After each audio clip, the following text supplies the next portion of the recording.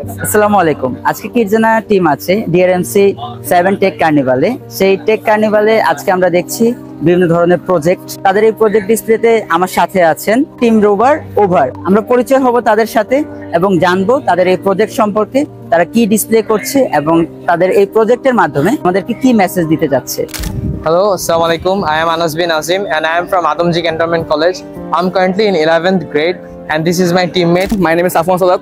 I am reading class 10, Greenland Dhaka Residential School, Greenland Residential. This is our project K3P4 and now I'll be describing about my project K3P4. Most of the economy in Bangladesh comes from agriculture, but the thing is, in agriculture, we are spending over more than our budget. We are spending more and our time, energy and resources, these are not efficient at all.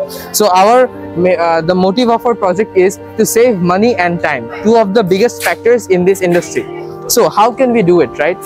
So this project can cut the paddy, can collect the paddy, then can water the paddy, can measure the soil and humidity of the soil of the paddy, and it can also skip the paddies which are not yet grown, and it will only cut the paddies which are fully grown. So it will cut the mature paddies and skip the premature paddies.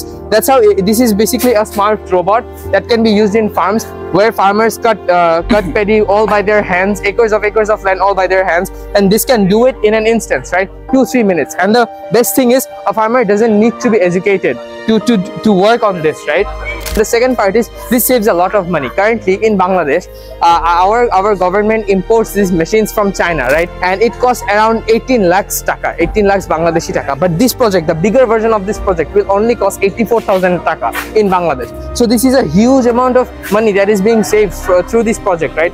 So we are trying to make this project as mainstream as possible, and we also went to Dubai with this project. So my friends Afwan will describe a bit about. So basically আমরা আমাদের journey start করি science কালিভার দিয়ে। ওখানে আমাদের কোডেভের ঢাকা রাউন্ডটা start হয়। ওখানে আমরা 3rd প্লেস পেয়েছিলাম। দেন আমরা সিলেক্ট হয়েছি ন্যাশনালের জন্য।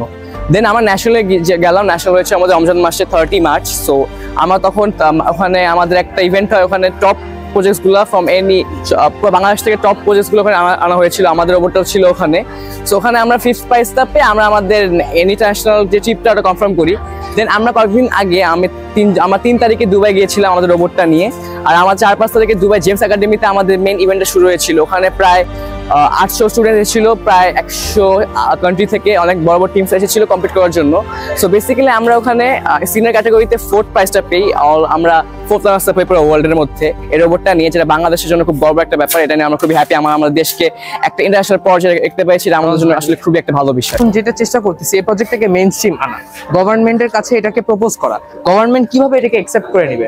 কারণ আমরা যখন বাইরে থেকে এই জিনিসটা আনাচ্ছি, ঠিক বাইরে থেকে চায়না থেকে আনতে আমাদের যে পরিমাণে ট্যাক্সটা দরকার, সেই ট্যাক্সটা আমরা যদি নিজেদের দেশের মেশিনগুলো ইউজ করি, রোবটটা ইউজ করি, তাহলে এটা আমাদের দরকার হচ্ছে না। তো ইনশাল্লাহ আমরা এই আমাদের এগ্রিকালচার সেক্টর যতদিন আমরা আছি, ইনশাল্লাহ আমরা এখানে ডেভেলপ করতে থাকবো এবং বর্তমান এআই এর যুগে আমরা এই প্রজেক্টে আরো নতুন নতুন জিনিস অ্যাড করবো, যাতে আমরা ইমেজ প্রসেসিং, ন্যাচারাল মানে ডিপ লার্নিং, মেশিন লার্নিং এগুলোকে ইমপ্লিমেন্ট করতে পারি এই প্রজেক্টে।